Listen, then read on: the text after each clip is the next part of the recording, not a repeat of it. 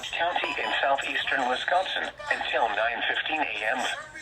At 8:44 a.m., a severe thunderstorm was located near Partyville, or 8 miles east of Portage, moving southeast at 30 miles an hour. Hazard, 60 miles an hour wind gusts and quarter-size hail. Source, radar indicated. Impact, hail damage to vehicles is expected. Expect wind damage to roofs, siding, and trees. Locations impacted include Portage, Columbus, Partyville, Randolph, Fall River, Rio, Cambria, Waukeena, Otsego, Friesland, and Doylestown. This includes the following location: Historic Indian Agency House. For your protection, move to an interior room on the lowest floor of a building.